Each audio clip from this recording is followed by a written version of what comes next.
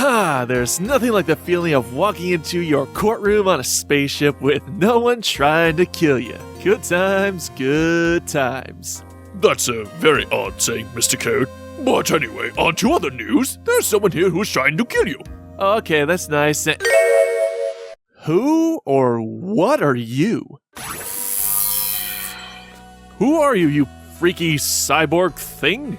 Blacker than a moonless night, hotter, more bitter than hell itself. Is he coming on to me? You may not recognize me, yet this conflict has been a long time coming. My true name is long since forgotten, but you may call me Codot. Do I know you? I am a product of you. Think back 1 year ago. Now stand aside as I conquer this universe. Waha! There's no way I'm gonna. Ooh, look at distraction. Wah! Wah!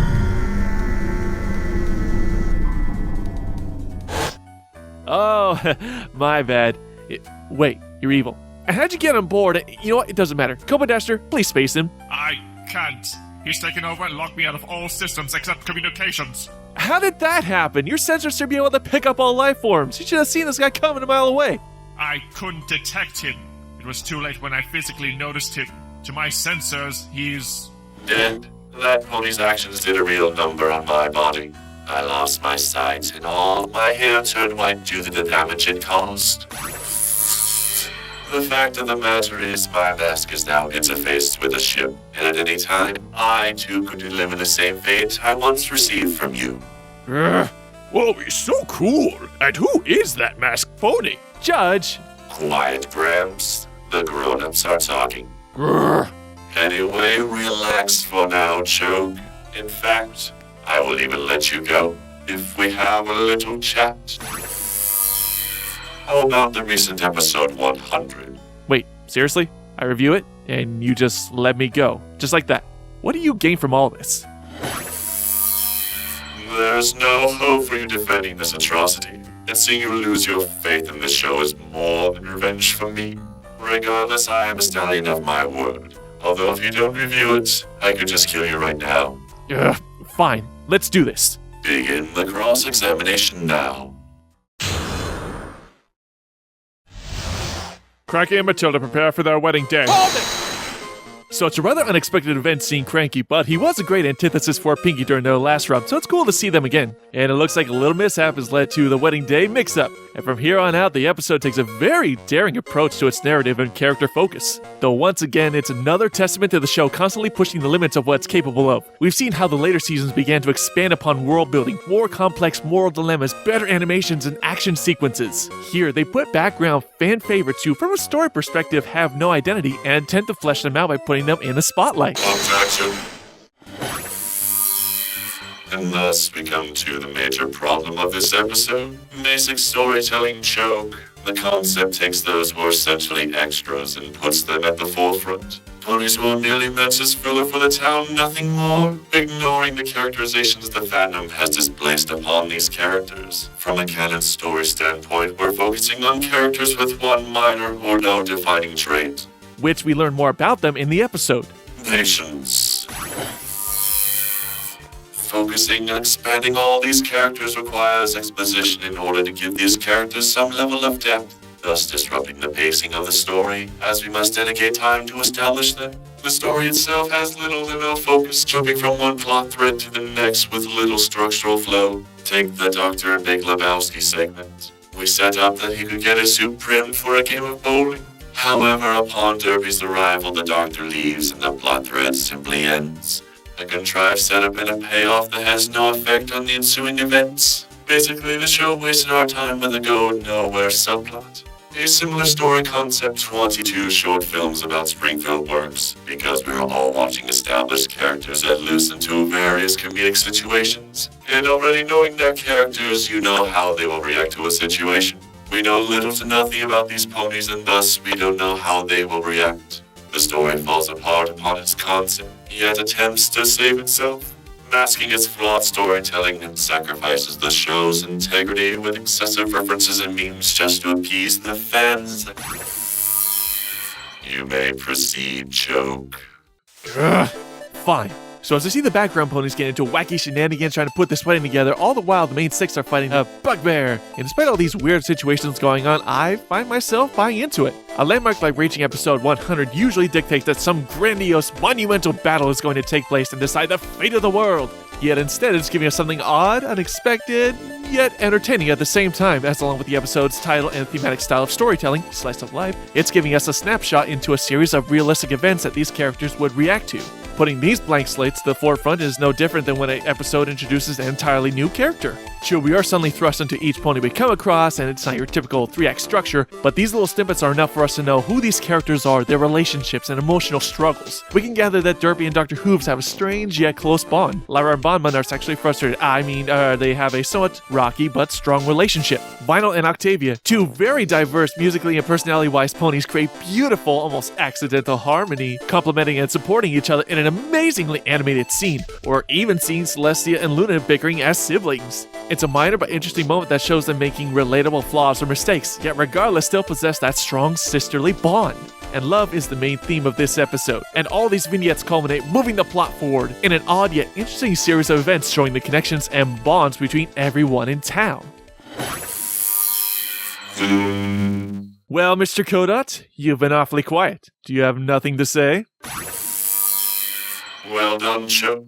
You've managed to surprise me. You've woven a rather interesting fantasy tale defending such trite. But this is reality, and you're about to receive a harsh dose of it. I can applaud the show's attempt to experiment with a new format, but too much alteration and the story loses its identity, as it borrows so heavily from the fandom's interpretation of the characters.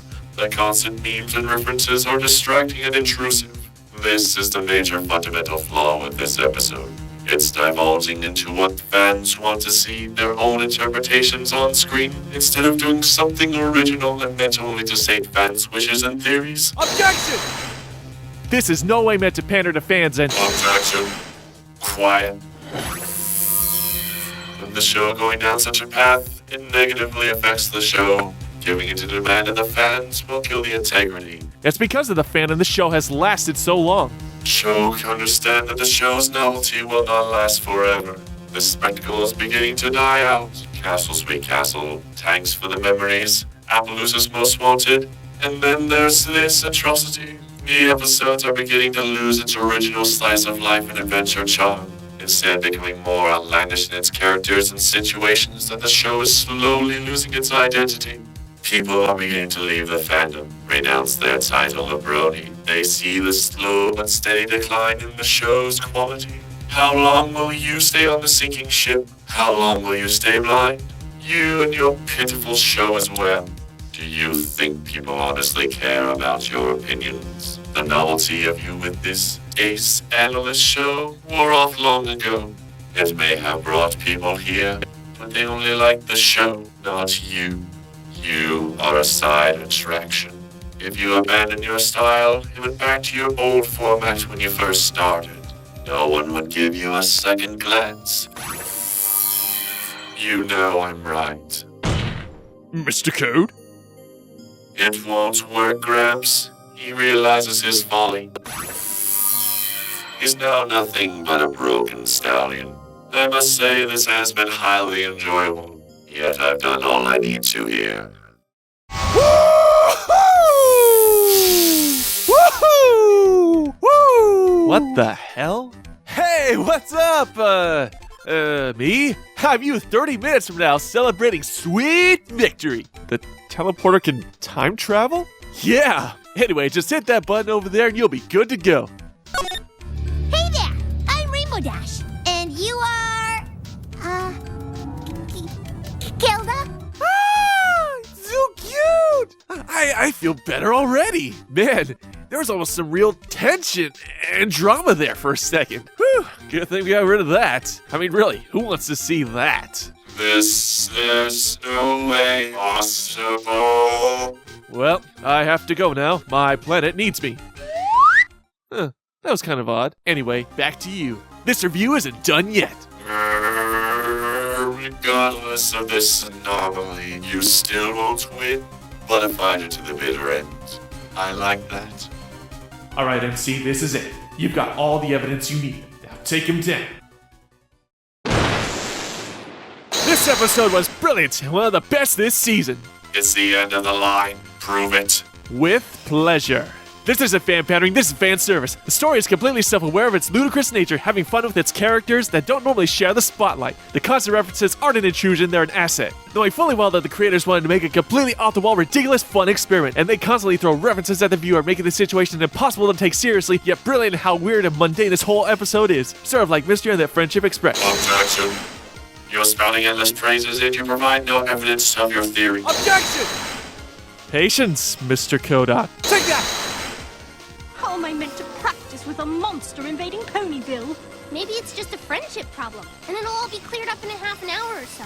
There's some monster attacking Ponyville or something.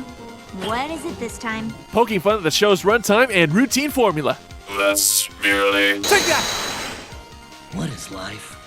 Is it nothing more than the endless search for a cutie mark? Pet Alligator having existential thoughts. Probably stems from his tour in Vietnam. Horror and moral terror are your friends. If they are not, then they are enemies to be feared. Take that! But I also see so many ponies from all trots of life. It's remarkable to me how a story like Cranky's Search for Matilda could fill this room with such a unique collection of ponies. The most obvious allegory for bronies ever, reflecting on how as a fandom we've come together from all facets to unite under the banner of MLP and its message of friendship. And these background characters, though typically minor in their roles, made this wedding a fantastic experience for all, proving that even the most minor of characters have a role to play. And a scientist whose fireworks are ignited not by science, but rather the concept of love is absolutely hilarious. This is impossible. And lest I forget... Take that!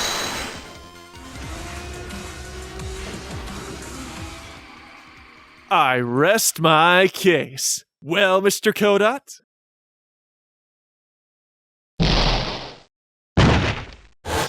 Bottom line, this episode is amazing. Parody and self-aware humor at its finest. Great humor, too many references, a perfectly well-balanced tribute to the fans, great animation and music, fantastic moral, and so much fun.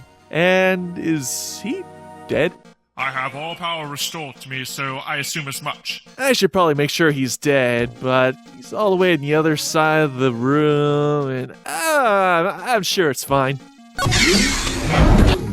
And that's the end of that chapter. Been a hell of an adventure. I'm looking to ride it out to the end. Till next time, everyone, MC out.